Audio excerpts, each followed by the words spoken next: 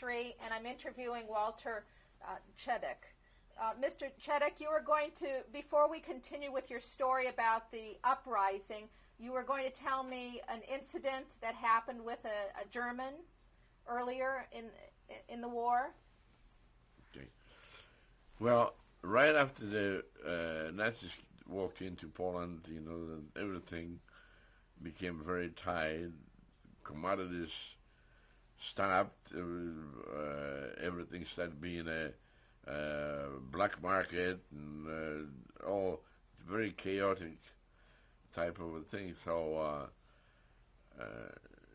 there was no heat. Polish winter is pretty cold, and we had a coal stove on the inside of our apartment to heat the apartment with. But if you didn't have fuel, what are you going to do? No coal, so burn anything. Some furniture, fences, anything you find that will burn. So one day I went into a depot where the Germans had a whole bunch of coal for their purposes, for different office buildings or whatever they were. And I stood at the gate begging the guy that was on the guard to give me some coal. You know, I had a sack with me. And then he called me in and told me to bring some coal for his guardhouse. It was cold then, it was winter. So to bring that from this pile of coal, to bring the coal into this guardhouse where he was in a guard, you know what I mean, to keep it warm. So I started, and they gave me a bucket that they had. So I started loading up that bucket with the coal, and another soldier came along. He didn't know what I was doing. He thought I was stealing, and he hit me very hard until I couldn't see straight in the face, just slapped me right in the face until the other soldier came out and told him what he was doing, he told me to carry the coal, and I was very hurt, and I started crying and so on and so forth. Finally, the guardman gave me a little bit of a coal and let my satchel and told me to go home. Very, very sad.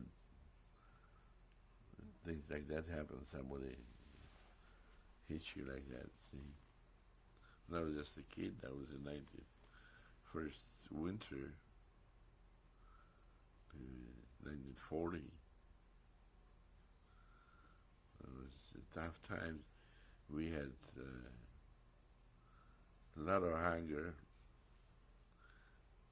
very cold, and we were just hoping. My father, in the basement of the building, my father had a little cage that was assigned to him as a storage space. And right after the Nazis walked into Poland, we were told to turn in all the radios, that anybody had any radios, to listen, just turn it into the authorities. Well, we didn't. My daddy dug a hole and he kept that radio in that hole down in the basement, and from time to time we would go down there and listen to radio from London. That's the way we get some news about what was really going on. So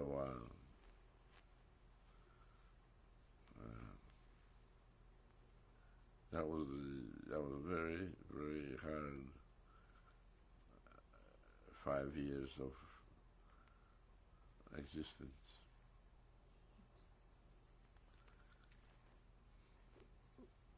Let's let's come back to the uprising. Your mother escorts you so you can get across the bridge into Warsaw. So my mother escorted me with those potatoes covering my pistol. Very tricky. When I think of it now, for the years that went by, it scares me now to even think about it, that we had enough nerve to do that.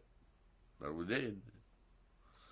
As we did so many things, like he's talking about harboring Jewish people. What if they catch you and kill you? Well, so they would. But people did it anyway. You see, there's something about man trying to help the other man. Sometimes you don't know. Like if somebody is drowning, you don't think then to just go and try to help him. See.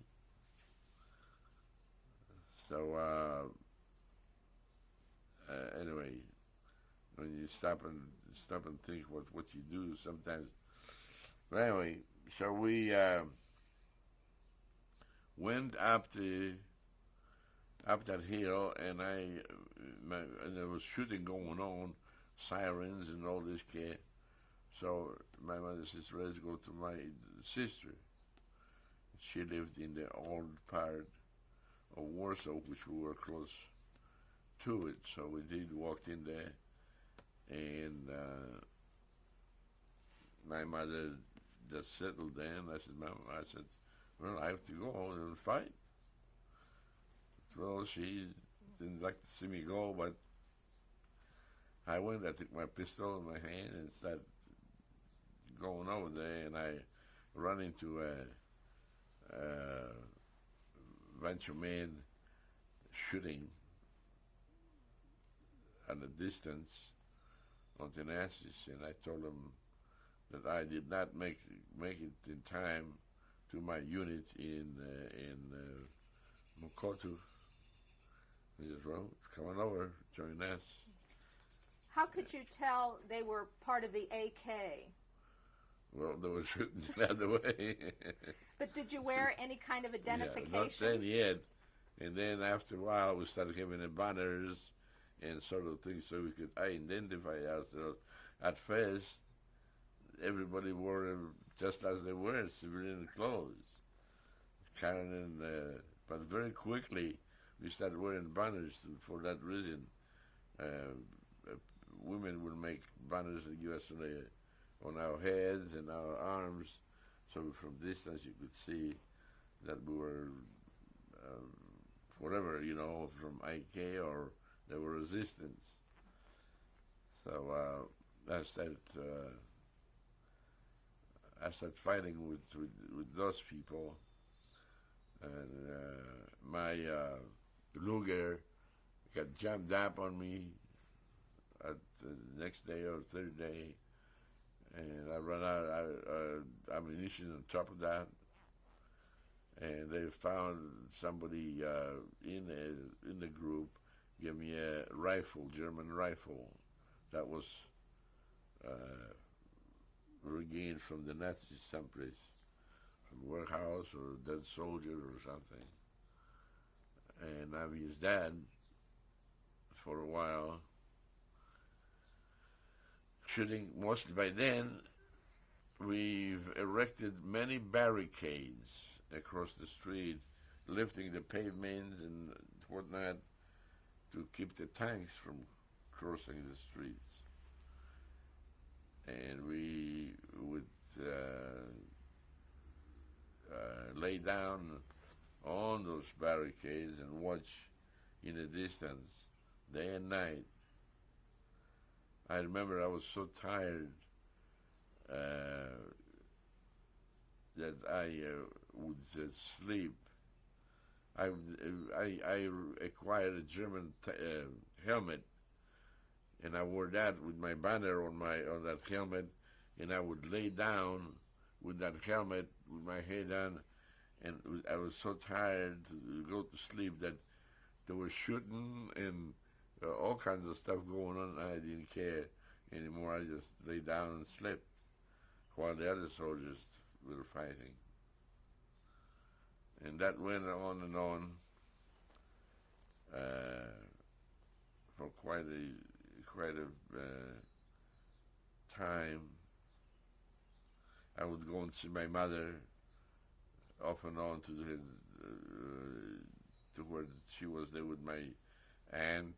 By that time, I had grenades and things hanging over my shoulders, just like a regular soldier. But until one day, well, anyway, so we were fighting. We were fighting so close. Just building, maybe one building, there'll be a Nazis, and the next building we even engaged in a shouting game with them. We could hear them there. I would holler at them, or whoever was holler, Deutsche kaputt, Morgen verloren. We had through the night. We just keep shouting at each other. See, the Nazis were in maybe one building, and we were in the other building. And I had also, as I said, the opportunity to go into an old ghetto.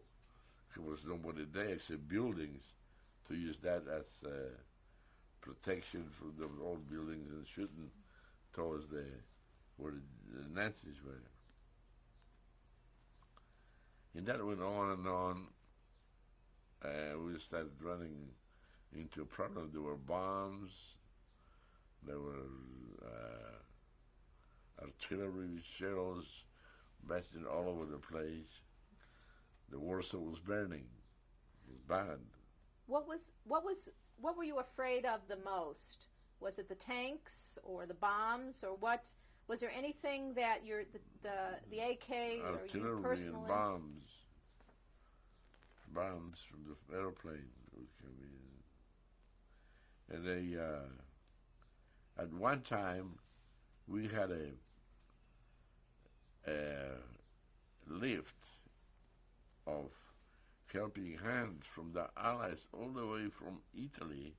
They flew into Warsaw, and they dropped all kinds of ammunition and food, but regrettably it fell in the Nazis' hands because it was so close.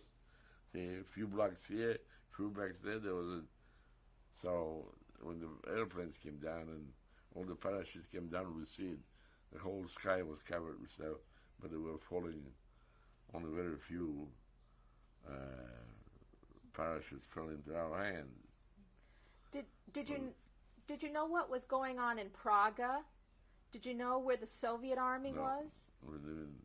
No, I didn't know what was going with Praga until after the war. We found out that all those people were evacuated, and also when we found out that the Stare Miasto, that we're going to have to give up that part, and that's where my mother was.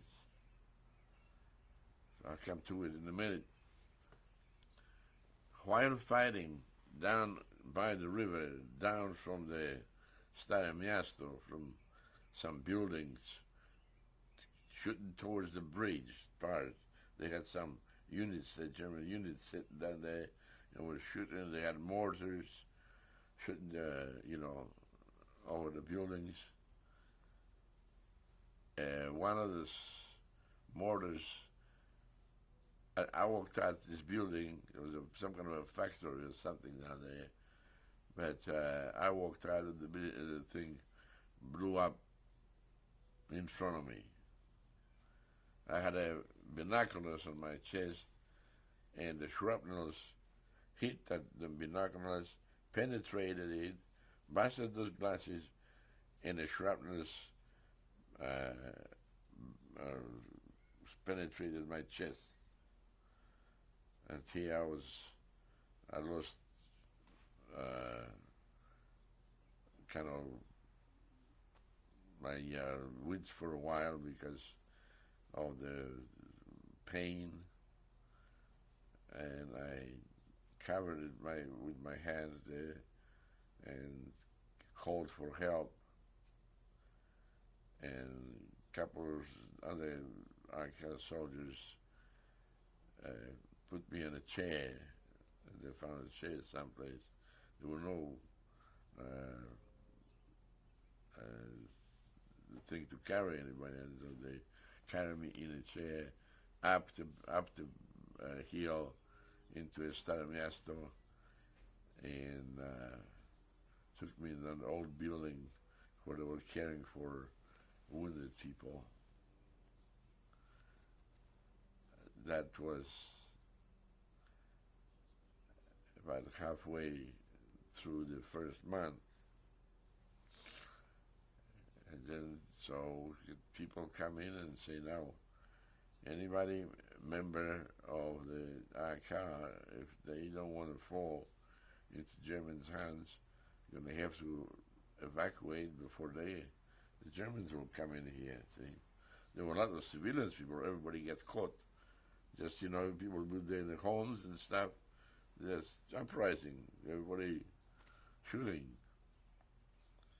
So I said, I was still conscious and had some strength. I said, well, I don't want the Nazis to get me. He said, well, you have to go into the sewer canal, the storm canal, and transfer it into a main part of Warsaw. It's a central Warsaw. And I did. I remember the airplanes coming at us, dive bombers, and I just could hardly walk. I tried to run and hold my hand on my wound. But I didn't make it to the manhole and went down. There were other people there already. And there was this whole group of us that accumulated over there, and we started walking quite a long time into the central part of Warsaw. We got to our destination. Somebody knew what it was doing. We were following. We stopped every once in a while and listened to the noises to the other manholes to see if the Nazis were there, because they would drop their grenades and stuff like that. See. But we were successful and made across. And when I walked, they pulled me out of the manhole. My legs, halfway to my knees, were black with like a tar accumulated from that water that was still there, dirty water and stuff that we walked in. And took me out from that manhole and took me to this building that was, as I found out later on, a clinic for pregnant women. So they had some medical facilities there. And a couple of Polish doctors, surgeons that were there, they operated on my side and made a hole in my side to drain the blood I had when my shrapnel hit me to the chest. I had a internal bleeding. I had very little blood come out. Everything went in between my lungs and the rib cage. I was lucky enough that those shrapnels did not penetrate it any deeper to puncture my lungs or a heart, because it was very close, but it didn't. So those doctors apparently knew what they were doing, but they put a tube inside of my on my rib cage inside there and drain that water. That was water accumulating like and blood, and left it in there in my side, and took me in the basement of that building and kept that tube in there, and every so often somebody will come in and cut the end of it. And that bottle was hanging next to the bed when I was lying, until the time when it comes to give up, because we run out. I lost count really of days then. See, all I know that somebody came in and says, we cannot fight any longer. We have no food, no ammunition, and the London government tells us to give up. They already made a deal with the Nazis that all the soldiers would be accepted on the commandant basis under the Geneva Red Cross, will go to a prison, POWs, not concentration camps. See? So it took me with that tube and my wounds and carried me upstairs, and there was some kind of a vehicle there with Nazis in it already then, and took me into the boxcar, and there were other people, and that boxcar took me to that prison camp, to the lazaret part of it. That's means a sick bay. It was a separate little bit off of from the main prison. Which stalag did you go to? Which camp? Which stalag? Stalag, yeah. What was the name of it or the number? Stalag 11A. But the where I was at first, when they put me there, just called Nazareth. They called that's in English. It's a sick bay when they kept all the prisoners that were wounded, aimed. They put them in there. See. How long was your trip in the boxcar? I was in that till early in the spring when the German doctor, the Stabarzt, came in and says, "You well enough." When they did away with that tube in my side, you can go into the main camp. No, I mean to get to Stalag, is it 11A? To get there, how long did it take from Warsaw? Oh. Was it a long trip? Well, because there were raids, you know, and so they had to stop and all that. The trains, I don't remember, I think a couple of days, off and on.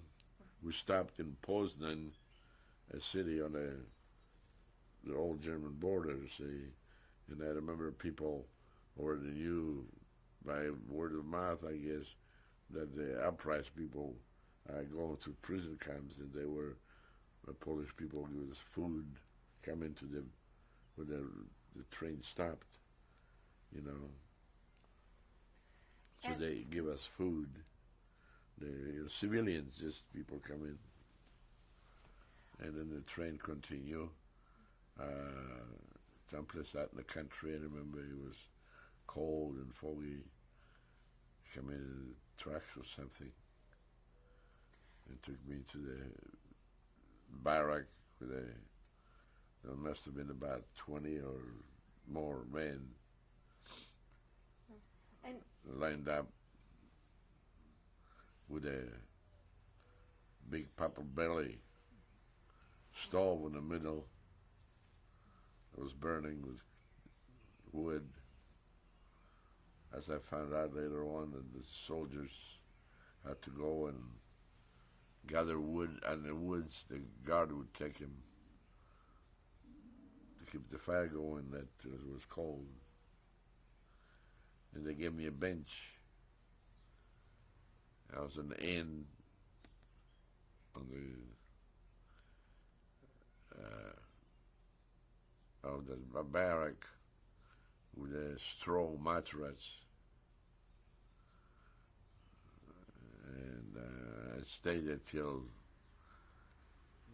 they transferred me. Like I said, when the German doctor, declared me well enough to go to the main camp, then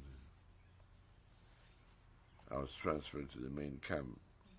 Where was that camp located near? What town or city? That camp was close to Altengraben or someplace there. That camp was located right smack down the middle of the German fort. You see, what they did is, as we found out later on, they put those camps in the middle of the fort with the German units and so on and so forth, so the Allies wouldn't bomb it, because the Allies knew through the spies and so on and so forth that they knew where the prison camps were. They were bombing their own people, see? So they stay away from there. But it was right down the middle of it, like Fort Harrison here or someplace when they had armored and trainings and so on and so forth. And in the middle of it, there were old barracks where years ago they had horses. And they were in this where they had horses, they built up shells like for those prisoners, and I was one of them. It was the shells. How to say? Were it only Yeah. Polish people, only Polish soldiers, or were there other soldiers there too? Everybody was there. Is that what you're asking me? Yeah, there Uh-huh. were anyone that fought against Germany was over there. There were Americans, there were French, you name it, whoever, English, whoever fought against Germany that was in that camp, except Russians. Russians were all by themselves because they had no Red Cross privileges. That meant much, but it did, because they didn't bother us to get in better conditions. Russians, they just had no conditions, hardly any, because because Russia, or Soviet Union at that time, they did not belong to the International Red Cross. Were you able to get letters or packages from Poland? Yes, as those letters I have showed you, there were some where they give you a letter and you write it and write the address back, so that if whoever got it, just tear it apart and send it back, whatever they want. The only place I could get any letter back is from where we used to live in Zakroty, when my relatives were. That's the only place where the mail would come. Got the strike. It was considered Germany, they see, and that's the only place. As a matter of fact, one time I think one of my relatives sent me a package I got with food into the prison camp. We're going to end tape 3 now. Yeah.